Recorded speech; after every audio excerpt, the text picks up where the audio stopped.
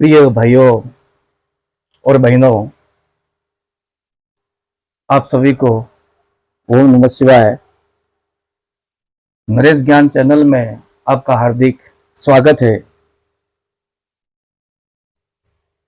Video देखने से पहले आप सभी से ये निवेदन है कि कृपया नरेश ज्ञान चैनल को अगर सब्सक्राइब नहीं किया है तो सब्सक्राइब कर दे। साथ में वीडियो को भी लाइक, कमेंट, शेयर जो है वो करें,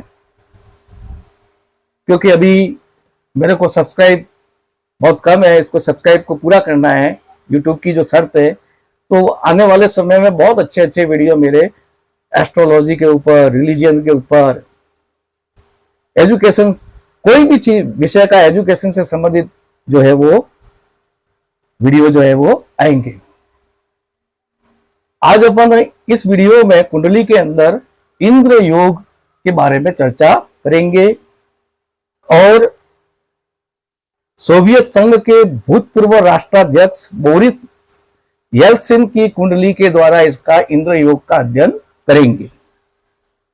कैसे बनता है इंद्र योग? यदि चंद्रमा से तीसरे भाव में, जैसे यहां पे चंद्रमा बैठा है, तो 1, 2 और 3 तीसरे भाव में कौन होना चाहिए? मंगल होना चाहिए। यानी चंद्रमा यहां पर बैठा है तो चंद्रमा से तीसरे भाव में, यानी 1, 2, 3 यहां पर जो है वो मंगल होना चाहिए चंद्रमा से तीसरे भाव में। और मंगल से सातवें भाव में, यानी अपोजिट 180 एंगल के ऊपर मंगल से सैटर्न होना चाहिए, यानी शनि होना चाहिए सातवें भाव में। और शनि से सातवें शुक्र होना चाहिए, शनि से सातवें जो है वो शुक्र होना चाहिए। और शुक्र से सातवें, यानी शुक्र जो है उससे सातवें जो है वो गुरु होना चाहिए। तो जो है वो इंद्र योग बनता है। ये पहला बिंदु है। गुरु से तीसरे भाव में मंगल होना चाहिए, 1, 2, 3 यहां पर मंगल होना चाहिए। मंगल से सातवें भाव में शनि होना चाहिए, मंगल से सातवें भाव में शनि होना चाहिए। यहां पर मंगल है तो यहां पर शनि होना चाहिए। शनि से सातवें भाव में शुक्र होना चाहिए और शुक्र से सातवें भाव में वापस गुरु होना चाहिए। तो इंद्र योग बनता है। क्या फल मिलता है ऐसे जातक को? तो ऐसा जातक विख्यात होता है, पूरे विश्व में उसका नाम होता है, शीलवान होता है, साथ में गुणवान होता है और राजा के समान होता है, या राजा ही होता है, उसके समान वो धनी व्यक्ति होता है, राजा के समान धन होता है। साथ में वाग्मी, धनी, धन भूषण और उसका यश और रूप प्रताप से होता है। ध्यान देना कि चंद्रमा से तीसरे जब मंगल शुक्र होगा, चंद्रमा से तीसरे मंगल और शुक्र युति होगी और चंद्रमा से 90 भाव में गुरु शनि की युति होगी, तभी क्या होगा कि चंद्रमा से तीसरे तो मंगल हो जाएगा और मंगल से सातवें जो है वो यहां पर सामने शनि हो जाएगा और शनि से सातवें जो है वो शुक्र हो जाएगा और शुक्र से सातवें जो है गुरु होना चाहिए। तो इससे के लिए ये शर्त है कि चंद्रमा से तीसरे मंगल शुक्र होना चाहिए, जरूरी है। और चंद्रमा से 90 भाव में गुरु शनि जो है वो युति एक साथ होती है, तभी यह योग जो है वो घटित होता है। अब एक अलग प्रकार का इंद्र योग वो कैसे बनता है कि जब पंचमेश जो है, पंचम भाव का स्वामी, जैसे यहां पर पंचम भाव में मिथुन राशि है तो मिथुन राशि का स्वामी बुध हुआ। पंचमेश तो लाभ भाव में हो, यानी 11वें भाव में हो, और 11वें भाव का स्वामी यानी लाभेश जो है वो पंचम स्थान में हो।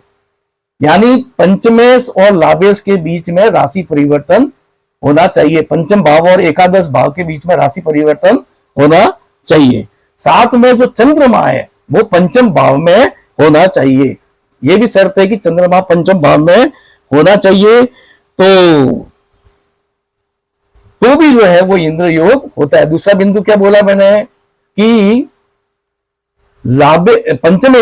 पंचम भाव का स्वामी लाभ भाव में होना चाहिए, एकादश भाव में, और लाभ भाव का स्वामी यानी लाभेश या एकादशेश वो पंचम भाव में होना चाहिए, और साथ में चंद्रमा जो है वो भी पंचम भाव में होना चाहिए, तो भी जो है वो इंद्र योग बनता है। ऐसा व्यक्ति साहसी होता है, हिम्मत वाला होता है, साथ में चिर यशस्वी, उसका यश फैलता है, राजाओं का भी वो राजा होता है, यानी राजाओं के द्वारा भी वो पूजित होता है, और ऐसा जो है व्यक्ति भोगी भी होता है, साथ में अल्पायु होता है। ऐसा योग वाला व्यक्ति अल्पायु होता है। अब यहां पर एक उदाहरण के द्वारा समझेंगे। सोवियत संघ के भूतपूर्व राष्ट्राध्यक्ष बोरिस येल्सिन की ये कुंडली है। इस कुंडली को अपन देखते हैं तो यहां पर पंचम भाव का स्वामी जो है बुध बनता है, और बुध जो है पंचम भाव का स्वामी यानी पंचमेश बुध जो है वो लाभ भाव में है, यानी एकादश भाव में है। साथ में अपन कहेंगे कि लाभ भाव का स्वामी यानी एकादश भाव का स्वामी जो है बृहस्पति है, वो जो है वो पंचम भाव में है। यानी सीधी सी बात है कि गुरु और बुध के बीच में परिवर्तन योग है, यानी पंचम भाव और लाभ भाव के बीच में परिवर्तन योग है, और परिवर्तन योग के कारण से गुरु और बुध दोनों स्ट्रांग हो जाते हैं। साथ में इनका जो चंद्रमा है कुंडली का, वो जो है वो भी जो है पंचम स्थान में गुरु के साथ में है। इस कुंडली में एक और चीज देखते हैं अपन, तो इंद्र योग तो बन ही रहा है, साथ में गुरु चंद्र नामक राजयोग दोनों साथ में बैठे, गुरु और चंद्र गज केसरी योग शुभ राशि में बन रहा है, तो ये भी एक अच्छा योग बन रहा है। साथ में अपन देखेंगे कि शुक्र बुध और शनि तीनों ग्रह जो है वो लाभ भाव के अंदर एकादश भाव में बैठे हैं।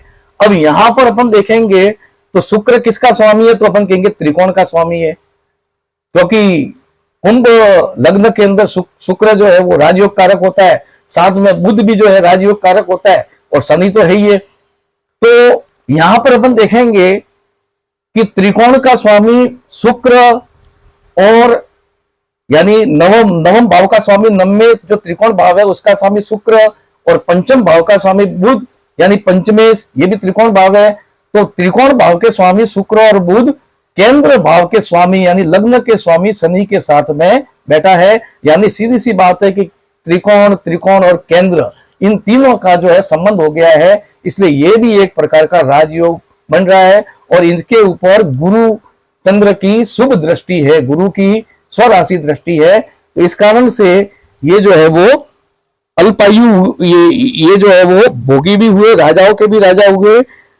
लेकिन सोवियत संघ का आप सबको मालूम है कि इनके कारण से विघटन हुआ, मिखाइल गोर्बाचोव की सत्ता को जाना पड़ा, तो इस कारण से, लेकिन नाम इनका जो है सोवियत संघ का विघटन कराने में किसका हाथ रहा, तो आज भी अपन उसको याद करते हैं, यानी यश तो इनका है ही है, नाम भले फैल रहा है, नाम है ही है। तो इस प्रकार से मैं वाणी को विराम करता हूं, और जाते जाते एक बार फिर निवेदन करता हूं कि नरेश ज्ञान चैनल को अगर सब्सक्राइब नहीं किया है तो कृपया सब्सक्राइब कीजिए, साथ में वीडियो को लाइक शेयर और कमेंट जरूर कीजिए। बहुत बहुत धन्यवाद। ओम नमः शिवाय, ओम नमः शिवाय।